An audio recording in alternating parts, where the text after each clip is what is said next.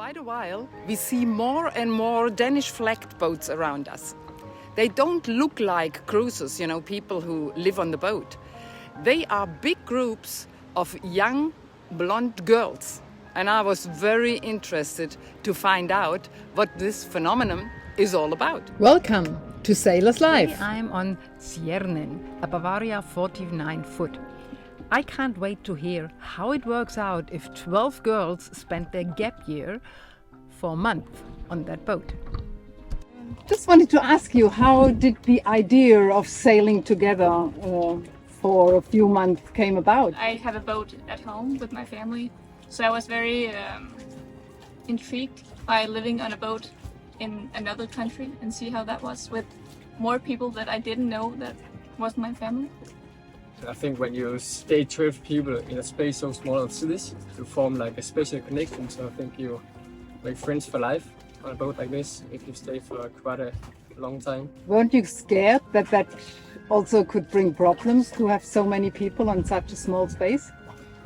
Well, yeah, but I think we're all people who like go some compromise with each other. So if there's any kind of problems, I think we'll just resolve them. So yeah, I think that's good. The whole thing started with the YouTube channel of Danish people who went sailing. Is that true?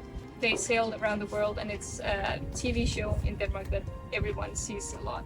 And you were inspired by that? Yeah, I think most of us were inspired by the TV show. So I heard that in Denmark, all the young people like to have a gap year. Is that also for you, a gap year? Yeah, we all pretty much, all of us are in our gap year and take a little break before starting their studies. Are you all staying the same time on the boat? varies from what you choose. You can choose from everything from 2 months and to 6 months, I think. That's also very nice because then there's always someone who knows the boat to like give it on to the next crew. So what's the most difficult thing for you living on a boat with so many people in such a small space? I believe it must be cooking. I was very shocked how long time it takes to cook for 12 people and in a small oven. And it just takes a very long time. So is always one responsible for the cooking? Oh no, we're in teams of 2, and then you make like a dinner, and then you clean up, and then people are taking their own breakfast, and then you also make a lunch, and then it's the next 2 people's turn. I would say it was the sleeping conditions. Me and Nina, we slept very closely the first month. So I slept on the sun deck a lot, unless it was raining. We slept 3 people in a bed for 2 people. Oh, wow. And It then was cozy. It gets a little bit hot sometimes. so you escaped to the sun deck. I did. Or you learn a lot about other people and their own space. But that takes time too, to see if people need to just pull away for a second and have time for themselves. But it gets easier with time. It's very educational. You learn a lot, not just about the boat, but about how to give other people space and how to behave around people that are not like yourself. Because we're not alike, we're very different people. We don't really know each other when we come there. But you are all more or less the same age? Yeah, more or less. We all of us have a gap year right now. So we're between like 19, 20, 21, 22. And do you think that this friendship could last longer than the stay of the boat? Yeah, definitely. Yeah, I We believe have that. plans for when we go home. About sailing, do you participate in sailing? Do you learn sailing here? Yeah. We have this plan where we sail for 1 hour and then we Scout? scout for 1 hour and then we Sleep. we just keep company for 1 hour. And last time we catch a big fish. Yeah, That was a quite big nice. tuna. Yes. Oh, that wow. was So so who's responsible for fishing? It's Gustav. the captain. Oh, okay. Yeah. Right now. Yeah, he's very good. But you were the guys facilitating. Yeah. How many people are you at the moment on the boat? Normally we are 12, so we're always around 10 guests and then the 2 captains. Can you describe me a typical day on the boat? Well, a typical day goes with not much. Maybe cooking some food, playing some games. Some people are taking diver certificates, so they are often out diving when they do that. We also tan a lot and swim in the ocean, and when we can, we also go on land and check out the shops or the festival or whatever there is. We often take hikes to maybe a waterfall or something we want to see, but in the day-to-day we also do a lot of creative stuff. We like to do pearl jewelry and knitting and painting and all that kind of stuff. And on days like Christmas or Santa Lucia, you celebrate that together? Of course we do. Yeah. Yes, we do. We try to bring the Danish traditions with us down here, so that's very nice. For you, what was the most challenging aspect here on the boat? For me, I think it's getting used to always some motion when you walk, like going down to the kitchen or just going down to your cabin. It's like, okay, I have to concentrate to keep the balance. And the seasickness for me also. It took some time to get over that. Yeah. I think for me it's been the sleeping arrangements also. It takes some while to get used to sleeping that close together and in the heat. What about the hygiene aspect? I mean, toilet and stuff like that. Yeah, you need to get used to that as well, especially not changing your sheets for a whole month. That's actually been quite challenging for me. We can only wash it in salt water, and then we only do laundry on land once a month. Finance this trip? Do you get sponsored by your parents or did you work before?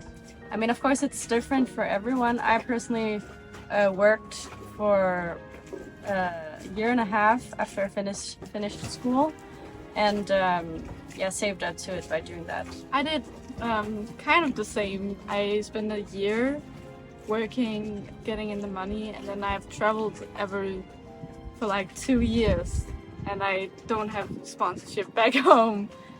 But you just live on a budget. At least here you only need bikinis. Yeah, exactly. You don't need much. You just need bikinis and maybe a t-shirt. That's it. What's the atmosphere on board like in general? Don't have much privacy here, so you can't really hide any emotions or mood swings, so you just have to live with it and help each other and try to accept how it is. I think you have to believe that it gets better if you think it's hard.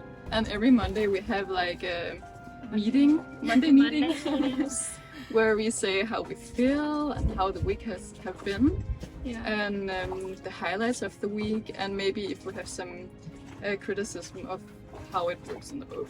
So was there ever a situation which pushed you out of your comfort zone? I had to cook under our last passage. And we got into a lot of waves when me and Nina were cooking, and that was definitely out of my comfort zone because it was a nightmare. But you know, now we have something to laugh about, and food was good. Me and Nina didn't eat anything, but everyone else did, so that was lovely. But yeah, it's just stuff like that that makes the trip special. The trip is very individual. Like for me, it's more about the natives and what's going on land than it is about the boat. In that case, you can just, put your own mark on how you want the trip to be. When the festival was here, one of the things I liked the most about the stuff we experienced was collectively eating together and watching them relive their culture from the past and seeing how into their own culture they were, because that's very different than what we are in Denmark. We're not very Viking-ish in Denmark today, so and I think if you want to, they are really easy to try to speak with. So for instance, we're going to church tomorrow, some of us, with a local lady that I friended on Facebook. So that's very nice, and yeah, to have someone to show you what the land is like, not from a tourist perspective, but from their perspective. You three got into diving here on the boat. Yes. Yeah. You Yeah. two have been taking the certificate Yeah. down here, the open Me- water. Yes. And I already had the open water advance. And we saw a couple of manta rays, some Yeah. really big ones. I thought that was incredible. And even on my first open water dive, that was so cool. We also had a shark just circling around the boat. Yeah, that's really Here. cool. Yeah. Did you hop in and snorkel with him? We were just very excited to do that here. Yeah, it was a good view. We have something called minister posts, where each one gets a responsibility. Like mine is the anchor. So when we have to place the boat somewhere, I have to, drop down the anchor, or take it up, something like that. And we also have the fishing minister post, which is Gustav. So he is taking care of the fishing, the shopping. So we have to fill up with cans and food and water and something like that. We also have the beer minister, so we have one person who's responsible for always having cold beer. So would you show me around the boat and show me a Yes. little bit your space? Definitely. Okay, thank you. So this is where we eat, and then we have the kitchen over here. In the back, we have the memory wall because we are the South Star, and then we have made one star of each of the guests that we have been having on the boat or who is here right now, and then it's how long people have been here. In here, me and Sophie lives With Catherine. with Catherine. So Catherine has the big bed, the master bed room down here. And she has a lot of space, and then we share the little bed on top. And in there, there's Louise, Sophie, and Rebecca. So they're sleeping 3 in this bed in here. So Gustav, you are the captain here on the boat. That's right, yes. So I've been here 8 months now, which usually for a year is like the normal thing. And do you need a captain's license to do that? Well, actually not. This is a 49 footer, so you actually don't really need anything to sail it. But in fact, I do have a license. Yacht skipper 3rd degree. It's called. Oh, Yeah. okay. I went out here just as crew, as like the crew did, and I was asked if I wanted to take over, and and I couldn't resist, I think. And do you have also technical skills if something breaks? It took a while to learn to get to know the boat. Turns out the boat is really simple. Actually, it's not that difficult. But I have Jacob on board, very good technical, good with engines, and yeah, so we're always 2. And you also told me that you are 3 boats and all the same Yes. boats, so you can Yeah. always help each other. That's right. Yeah, we use each other a lot. Yeah, it's all same spare parts and we keep a lot of spare parts on board. I do a safety round with everybody on board, so they know all the safety equipment we have and what's essential and what would happen if we need to go on the life raft and all these things. So yeah, I go through all this and obviously safety is like the first priority always. What will you do if you go back now to Denmark? We'll see. I really don't know yet. I have to start a whole new life. That was a really experience for you here. Absolutely. I couldn't have asked for more. It's been just amazing and met all these amazing people. That's what it's all about. And I loved every minute of it. Yes. Thank you very much that I got the opportunity to make an interview on your boat. Thank you, Jutta. And have a good flight back. And I wish all the crew a great life out here on sea. Yes, thank you.